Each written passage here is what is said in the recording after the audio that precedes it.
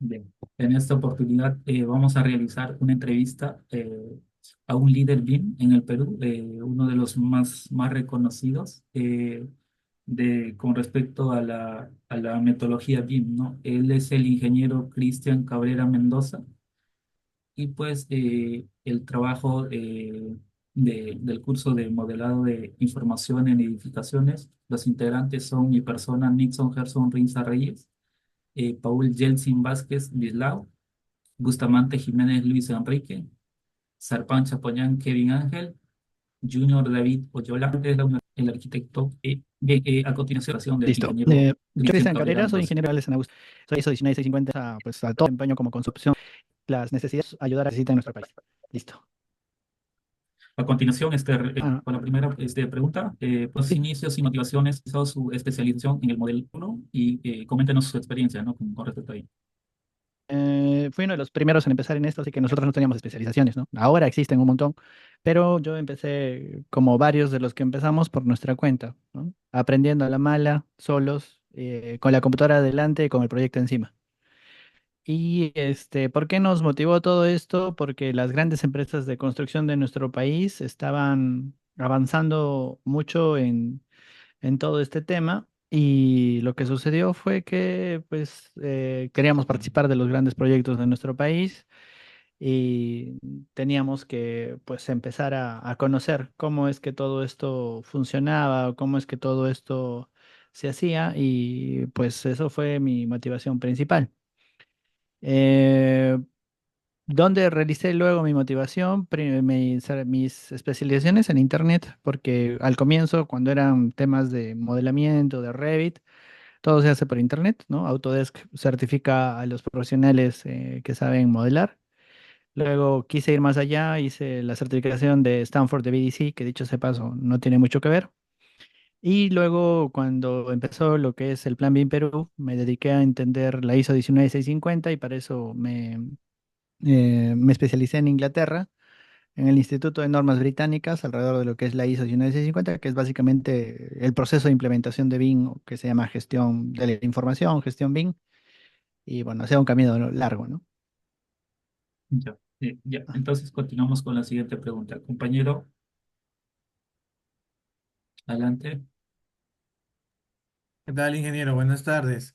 Bueno, ujú. como segunda pregunta es en este caso es de experiencia laboral. ¿Qué proyectos ha desarrollando utilizaba la metodología BIM y qué cargo desempeñó? Coméntanos su experiencia. Al comienzo, hace pues 12 años, 11 años, era modelador, como la mayoría de todos los que comenzamos en todo esto. En esas épocas había un boom de centros comerciales en el Perú, así que hice centros comerciales en Arequipa, en Trujillo, en Piura, en Lima, en aquellas épocas, ¿no? Pero me dediqué por eso un par de años. Yo soy de Arequipa y empezamos a hacer centros comerciales y me dediqué a la construcción de locatarios, ¿no? Como habíamos hecho el tema del modelamiento, ahora nosotros veíamos el tema de la coordinación de la construcción.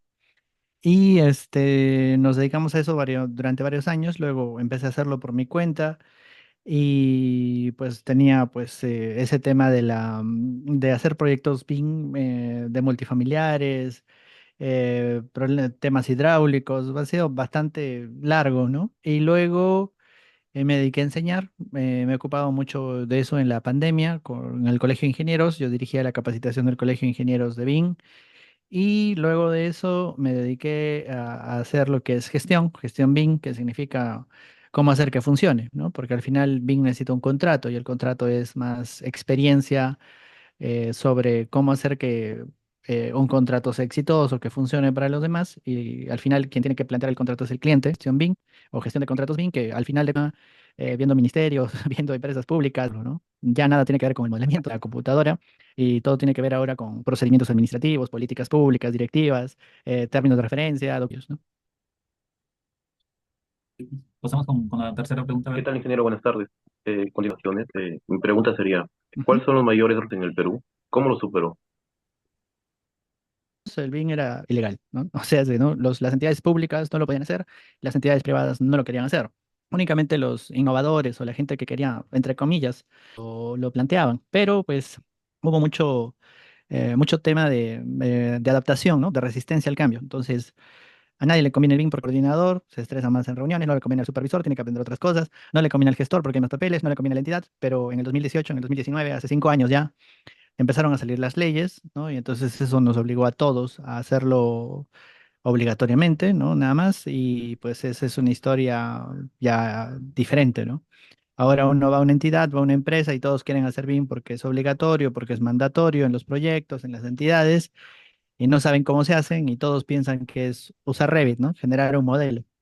Entonces, la parte técnica obviamente es hacer un modelo, pero la parte difícil es hacer que todos se entiendan entre sí, ¿no? Entonces, los retos han sido muchos, ¿no?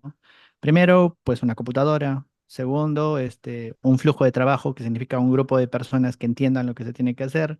Tercero, los contratos, que siempre es un problema en la construcción, ya sea diseño, ya sea construcción. Y luego ahora la resistencia al cambio, ¿no? Gente que no se oponga, simplemente que no tiene la capacidad de entender todo esto y quiere hacerlo de la manera tradicional y se opone al cambio, siempre. Siempre va a haber, siempre existirá. Y ahora las leyes, ¿no? Que están incompletas, que les faltan términos, que no se han desarrollado y que hacen que los proyectos públicos tengan muchos vacíos y se haga muy fácil llegar a un contrato inválido, a un contrato que no se puede ejecutar. Y pues el entusiasmo se traduce ahora en ineficiencia, ¿no? O sea, quiero hacerlo, pero hay tantas cosas que ver. El BIM se ha hecho tan grande, se ha hecho un monstruo. Y ahora sí, antes era una hormiga y ahora es un pulpo gigante que es una gran complicación, ¿no? Antes decíamos BIM es la solución y el día de hoy podemos decir que el BIM es el problema, porque pues hacer realmente BIM no es hacer que una o dos personas se sienten a hacer un modelo en Revit, ¿no? Entonces es muy difícil, ¿no? Es muy difícil, o sea, la complejidad o los retos han ido avanzando conforme pasa el tiempo, ¿no? Listo. Siguiente, por favor. Sí. Buenas tardes, ingeniero. Bueno, mi pregunta que le voy a hacer es, ¿qué oportunidades laborales tiene o ha tenido a partir de la especialización en modelado BIM? Y actualmente, ¿cómo ve el rubro de la construcción utilizando esta metodología? Gracias. Bueno, de todo, ¿no? Al comienzo, yo era un recién egresado y pues como sabía modelar, tenía trabajos todo el tiempo, ¿no? Tenía trabajos de modelame esto, modelame el otro y me abrió muchísimas oportunidades, me hizo viajar, me hizo ver proyectos de todo tipo, ¿no? Pero ya no son estas épocas, ¿no? Luego, el tema de la coordinación fue algo muy difícil, muy complicado, pero que pues, me demostró de que el problema no era el tema de hacer modelos, ¿no? Nunca fue el problema, ¿no? Y pues lo más bonito, lo más satisfactorio ha sido pues dar muchas charlas, hacer muchos cursos, ir a los ministerios, ¿no? Una cosa muy distinta es que vayas y alguien te diga qué bonito tu modelo y otra cosa tan distinta es que una entidad pública de cientos de personas te escuche para explicarles qué se tiene que hacer, ¿no? Entonces esa evolución para mí personalmente es muy satisfactoria. Ha tomado muchos años y pues ahora soy un consultor, ¿no? Ya no tengo que estar modelando, sino más bien dando consejos, escribiendo documentos y es todo el rubro de construcción, sí, pero en realidad es mucho más difícil que lo que ven, ¿no? Si ustedes buscan en YouTube, todo el mundo lo ve desde un punto de vista técnico y pues el 70% es técnico, pero el 30% que no funciona es gestión y nadie sabe hacer bien esa gestión. Todo el mundo piensa que gestionar es, no sé, ¿no? Ponerle Power BI, ¿no? Al Revit, ¿no? Y la gente, ahí nos damos cuenta de que la industria de la construcción es muy inmadura, muy improvisada, ¿no? No tiene estándares, no tiene calidad, no entiende su propio negocio. Piensa que construir es poner un ladrillo sobre un ladrillo, ¿no? La pregunta es, ¿no? ¿Cuánto cuesta el ladrillo? La pregunta es, ¿quién trae el ladrillo? La pregunta es, ¿qué permisos tengo que tener para poner el ladrillo en la cama, en la calle? Y la gente sigue pensando que construir es poner un ladrillo sobre otro ladrillo. Entonces, así es, así de atrasados estamos, no solo en BIM, ¿no? Sino en la construcción propiamente dicha. Como me decía una compañera ayer, ¿no? El BIM ha delatado todas las falencias, todas las deficiencias que tiene la industria. El contratista no sabe construir, el subcontratista no sabe subcontratar, la entidad no sabe contratar o contratar a contratistas. Así que es un pequeño gran desastre donde hay mucho trabajo, muchas oportunidades. El BIN ha hecho que la industria se mueva mucho. Si ustedes hubieran visto hace 10 años cómo era la industria, era una industria de mayores. Es decir, era una industria de yo tengo 20 años de experiencia, tú no me vas a venir a decir qué hacer. Y el día de hoy esas personas que son las que se siguen oponiendo a todo esto, pues tienen que aprender a la mala y no aprenden, ¿no? Y no quieren aprender y siguen pensando que todo es como siempre, ¿no? Y no es así, ¿no? Entonces hay muchas cosas que han cambiado y que van a seguir cambiando. Ya. Eh, pues pasamos con la siguiente. Ingeniero, ¿qué tal? Buenas tardes. Prosiguiendo con la entrevista, bueno, consejos y recomendaciones. Mi pregunta es, ¿qué consejo daría a los jóvenes profesionales en Perú que desean especializarse en BIM? Es muy sencillo. La especialización de BIM ya es algo del pasado, ¿no? Ya el BIM es algo que era novedad hace 10 años. Cuando uno piensa en su futuro, tiene que buscar algo que no es común, ¿no? Cuando ustedes piensen en especializarse, en la maestría, en estudiar algo, tienen que darse cuenta que el BIM ya es de algo de uso común. Todos tienen que saberlo. Es como hace 10 años para nosotros era el Excel, ¿no? Entonces, yo creo que ustedes se dan cuenta, ¿no? Sin Excel no existe un profesional, ¿no? En la construcción no existe un arquitecto o un ingeniero sin por lo menos saber modelar en Revit. Entonces, especializarse en esto no es, ¿no? Es algo que ya tienen que saber de alguna u otra manera para saliendo de la universidad, porque si no, no van a tener trabajo, ¿no? Entonces, no sé si lo llamaría especializarse, sino más bien es un check más de todos los que tienen que cumplir como profesionales de la construcción. Y yo les recomendaría que migren su cuello a otras cosas más importantes, ¿no? Hay más oportunidades en gestión, hay más oportunidades en contratos, hay más oportunidades en integrar los resultados, en conocer el sector público, en hacer que todas estas cosas en conjunto, funcionen. Yo ya no creo que alguien que vaya 2 años a estudiar una maestría a España venga y diga, oye, yo soy un especialista bien, hay miles de esos, ¿no? Entonces ya cuando hay mucho, ya no es meritorio, ya no es eh, especial, ¿no? Entonces la especialización es para volverte especial, ¿no? El BIM ya no es una especialización, es algo para nosotros, ¿no? Para los que estuvimos hace 10 años atentos, ¿no? Ustedes tienen que pensar en otras cosas. Yo a cada vez que alguien me dice, oye, quiero hacer una tesis con BIM, yo le digo, el BIM es algo del pasado, ¿no? Ya está estandarizado, ya está oleado, sacramentado y solamente hay que usarlo y usarlo es difícil, ¿no?